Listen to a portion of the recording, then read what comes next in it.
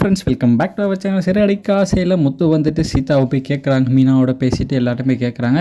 சீதா அவனுக்கு வந்து அந்த அருண் மாதிரி மாப்பிள்ளை வேணும்னு கேட்குறப்ப அவங்களும் ஆமாம்மா எனக்கு அருண் மாதிரி தான் மாப்பிள்ளை வேணும் அப்படிங்கிற மாதிரி சொல்லிடுறாங்க.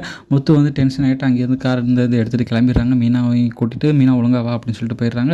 உங்கள் வீட்டு பிரச்சனை எதுவுமே எங்களை இனிமேட்டு சேர்க்காதீங்க அப்படின்னு சொல்லிட்டு அவர் பாட்டு கிளம்பி போயிட்டுருக்காங்க. ஏங்க இந்த மாதிரிலாம் கோவப்படுறீங்க, சீதா அதை நினச்சிப்பாள் அப்படிங்கன்னு பேசிட்டு வராங்க. நான் எவ்வளோ சொல்லி பார்க்குறேன், உங்கள் குடும்பத்துக்கு ஏதாவது பண்ணலான்னு பார்க்குறேன், அந்த அருண் எப்படிப்பட்டன்னு தெரியாமல் நீங்கள் அருண் வேணுங்கிறீங்கல்ல, என்ன பண்ணுறது அப்படின்னு தெரியாமல் போயிட்டுருக்காங்க. போகிற வழியில் பார்த்தீங்கன்னா ஐயர் வந்துட்டு வண்டி வந்து ஸ்டாப் ஆகி நிற்கிறாங்க. யாருன்னு பார்த்தீங்கன்னா மீனாவோட சேர்ந்து சீதா கல்யாணம் பண்ணி வச்சவர் தான். அவர் அப்படியே காரில் வந்து போயிட்டுருக்கப்போ பார்க்குறாங்க. பார்த்துட்டு வண்டி ரிப்பேர் ஆக கிடக்கு என்னாச்சுன்னு கேட்குறப்ப முத்து கேட்குறாங்க.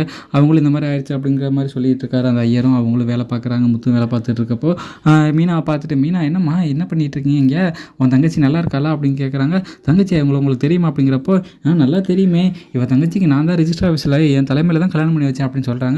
என்ன மீனா சொல்கிறாரு அப்படிங்கிறப்போ அவங்க எங்கே நான் சொல்கிறேங்க, என்ன சார் சொல்கிறீங்க அப்படின்னு கேட்குறப்போ ஆமாம் நான் தான் கல்யாணம் பண்ணி வச்சேன் அப்படின்ட்டு எல்லாத்தையுமே சொல்கிறாங்க. இதை கேட்டுட்டு முத்து வந்து டென்ஷன் ஆகிட்டு போகிறாங்க. ஏங்க நான் சொல்கிறத கேளுங்க, இந்த குடும்பமே என்னை பழிவாங்கிறதுக்காக என்னை துரோகம் பண்ணுறதுக்காக பண்ணுறீங்களா பண்ணுங்க அப்படின்னு சொல்லிட்டு வந்து உங்கள்கிட்ட உங்களுக்கு எனக்கு இந்த சம்மந்தம் இல்லை அப்படின்னு சொல்லி வந்து முத்து கிளம்பி போயிடுறாங்க. மீனா என்ன பண்ணுறதுன்னு தெரியாமல் முழிச்சு நிற்கிறாங்க. நின்றுட்டு அவங்க அம்மாவுக்கு ஃபோன் பண்ணி கேட்குறாங்க, அம்மா இந்த மாதிரி விஷயம்லாம் அவருக்கு தெரிஞ்சு போச்சுமா அப்படின்னு சொல்கிறாங்க.